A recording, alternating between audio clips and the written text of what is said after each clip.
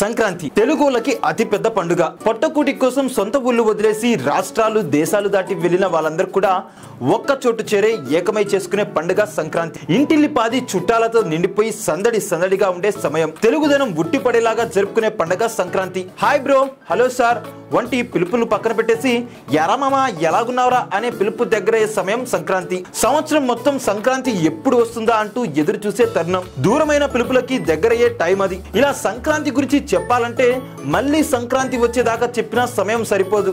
అయితే ఇప్పుడు హఠాత్తుగా సంక్రాంతి ఎందుకు గుర్తుకొచ్చింది అని అనుకుంటున్నారా?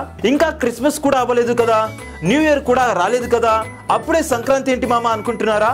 ప్రతిదానికి ఒక పద్ధతి, ప్లానింగ్, విజన్ ఉండాలి. ఈ సంక్రాంతిని మీ ఇంటిల్లిపాది ఎలా ఎంజాయ్ చేయాలి, ఎలా మీకు ఎంటర్టైన్మెంట్ ఇవ్వాలని ఆలోచిస్తూ ఈ వీడియోను చేస్తున్నాను. వీడియోని ఎండ్ వరకు చూసేయండి.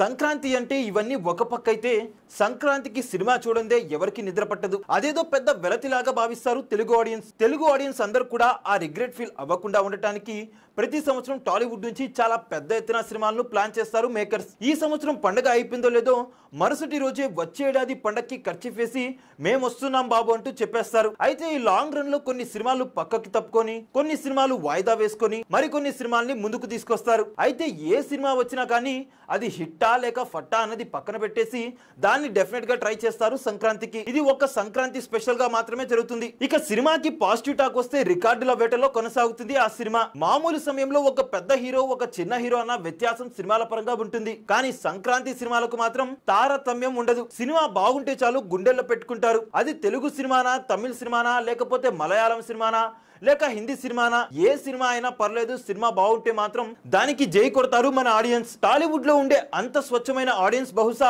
వరల్డ్ మొత్తంలో ఎక్కడా దొరకరేమో. అటువంటి మనసున్న మహారాజులు మన తెలుగు ఆడియన్స్. జేబుకు చిల్లు పడినా పర్వాలేదు, సాయంత్రానికి సినిమా మాత్రం పడాలంటారు తెలుగు వాళ్ళు. మరి అటువంటి వాళ్ళని ఈ సంవత్సరం ఎంటర్టైన్ చేయడానికి సంక్రాంతి బరిలో దిగుతున్న ఆ పందెం కోళ్లు ఎవరో తెలుసుకుందామా?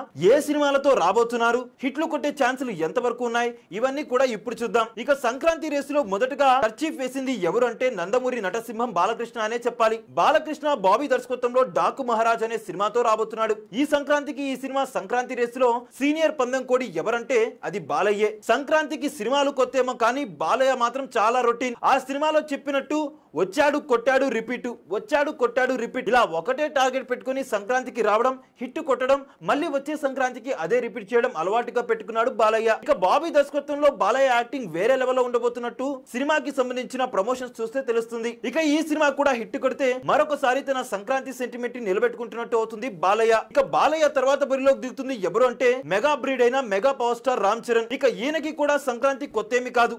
ఎవడు, నాయక్, వినయ్ విజయరామ ఇలా గతంలో సంక్రాంతికి వచ్చి తన మ్యాజిక్ ని చూపించాడు. ఇక 2019 నుంచి సంక్రాంతిపై ఖర్చు వేయకుండా పక్కకు వెళ్లిపోయాడు రామ్ చరణ్. 6 ఏళ్ల తర్వాత అయితే రామ్ చరణ్ శంకర్ దర్శకత్వంలోని గేమ్ చేంజర్ సినిమాతో రాబోతున్నాడు సంక్రాంతికి. ఈ సినిమా వాస్తవానికి డిసెంబర్ నెలలోనే విడుదల కావాల్సి ఉంది, దాన్ని జనవరికి మార్చారు. అయితే ఈ సినిమా రామ్ చరణ్ కన్నా శంకర్ కి చాలా ఇంపార్టెంట్. ఇండియన్ 2 ఫ్లాప్ తర్వాత శంకర్ అంటే చేతులు ఎత్తేస్తున్నారు ప్రొడ్యూసర్స్. ఒకప్పుడు బాక్స్ ఆఫీస్ ని శాసించిన శంకర్ ఇప్పుడు ఒక్క హిట్ అంటూ వెంపలాడుతున్నాడు. ఈ సినిమా ఎలా అయినా హిట్ కొట్టాలని చాలా కసిగా సినిమాను డైరెక్ట్ చేస్తున్నాడు శంకర్. ఇక శంకర్ ఎఫర్ట్స్ చూస్తూ ఉంటే సినిమా హిట్ అయ్యేటట్టుగానే కనిపిస్తుంది. ఇక సంక్రాంతి బరిలో మరొక హీరో ఎవరు అంటే విక్టరీనే తన ఇంటి పేరుగా మార్చుకున్న విక్టరీ వెంకటేష్. ఇక వెంకటేష్ కి F1 అండ్ F2 ఇవి రెండు కూడా biggest black busters Venky career లో. అటువంటి బ్లాక్ బస్టర్స్ ఇచ్చిన డైరెక్టర్ అయినటువంటి అనిల్ రావిపూడి దర్శకత్వంలో సంక్రాంతికి వస్తున్నాం అన్న సినిమాతో ప్రేక్షకుల ముందుకు రాబోతున్నారు వెంకటేష్. ఇక వెంకటేష్ వీళ్ళందరికన్నా 2 ఆకులు ముందే చదివారు. సంక్రాంతికి వస్తున్నామంటూ సంక్రాంతినే వారి సినిమా టైటిల్లో పెట్టేసి ప్రేక్షకులకు కూడా తన వైపు తిప్పుకునే ప్రయత్నం అయితే చేశాడు వెంకటేష్. ఇక ఈ సినిమా కూడా చాలా ఎంటర్టైనింగ్ గా ఉండబోతున్నట్టు ఈ సినిమా ఖర్చు చూసిన తర్వాత తెలుస్తుంది. ఇలా ఈ సంక్రాంతికి 3 పెద్ద సినిమాలు అయితే రాబోతున్నాయి. మరి వీళ్ళు గెలిచి నిలిచి ఆ సినిమా ఏదై ఉంటుందో కింద కామెంట్ చేసేయండి. సంక్రాంతికి 3 సినిమాలు అంటూ అందరు కూడా ఆశ్చర్యపోకండి. సంక్రాంతికి 1/2 డజన్ సినిమాలు వచ్చిన రోజులు కూడా ఉన్నాయి టాలీవుడ్ లో. ఇది సంక్రాంతి సీజన్, ఇక్కడ అన్ని కూడా నో లిమిట్సే. అయితే ఈ సంక్రాంతికి మీరు ఏ సినిమా కోసం ఎదురు చూస్తున్నారో కింద కామెంట్ చేసేయండి. అలానే ఏ సినిమా ఎన్ని కోట్లు కలెక్ట్ చేస్తుంది, ఏ సినిమా ఈ పోటీలో నెగ్గుతుంది అనేది కూడా కింద కామెంట్ చేసేయండి.